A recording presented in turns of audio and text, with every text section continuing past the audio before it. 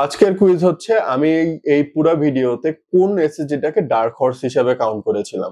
আজকের কুইজটির ব্যাপারে জানতে হলে ভিডিও শেষ পর্যন্ত আমাদের সাথেই থাকুন।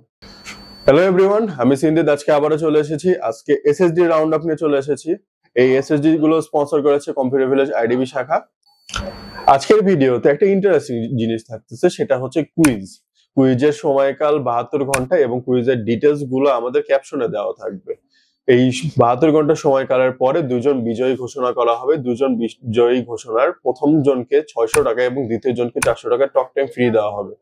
ফার্স্টে আমি একটু লেফট সাইড থেকে শুরু করি। আমার হাতে এইচপির EX900 এবং প্যাট্রিয়টের P300 অ্যাভেলেবেল আছে।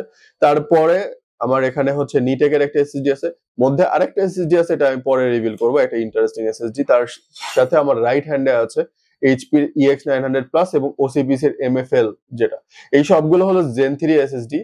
মোটামুটি কম বেশি রিড রাইট স্পিড সবারই সেম। লাইক এইচপি প্যাট্রিয়টের হচ্ছে 2000 থেকে 1500, নিটেকটা একটু কম, এটা 1000 এবং 900 বা 600 মতো আমি দেখতে পেলাম। আমি স্যাম সুইট এখানে মধ্যে একটা এসএসডি, যেটা ইন্টারেস্টিং এসএসডি বলতেছিলাম, কেন বলতেছি এটা আমি লাস্টে বলবো, Zen 3।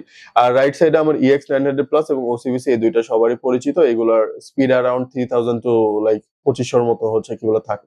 লাইক এইগুলোর দামও একটু বেশি, সো এগুলার স্পিডটা বেশি।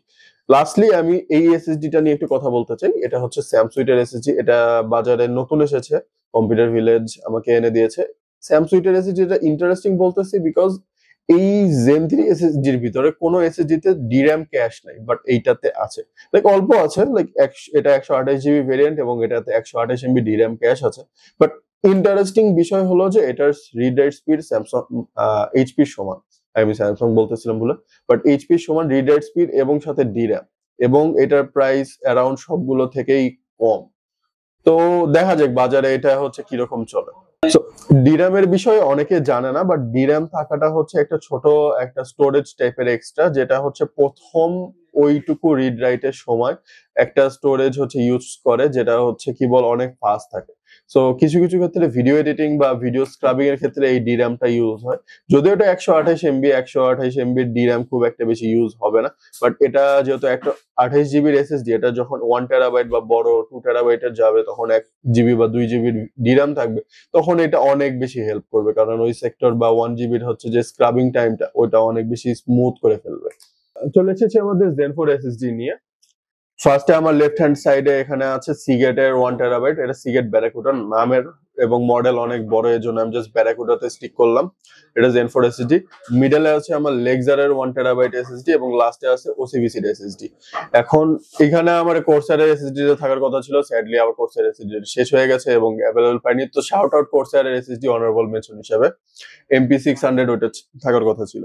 তো এগুলো সবগুলো Zen 4 SSD around 7000 megahertz, 7000 MBPS স্পিডে রান করে।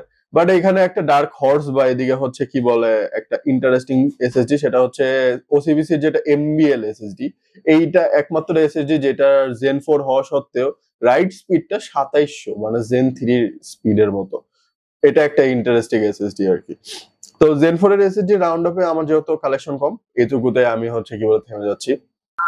সো আমি Zen 3 এবং Zen 4 সবগুলো এসএসডি নিয়ে আবার হাজির হয়ে গেছি। এই সবগুলো এসএসডি আপনার কম্পিউটার ভিলেজ আইডিবি শাখাতে অনেক বেস্ট প্রাইসে পাচ্ছেন। সাথে করে অন্যান্য অফার জানতে এবং পেতে সেগুলো ভিজিট করুন www.computervillage.com.bd। আমি সিন্দিদ, সাইনিং আউট।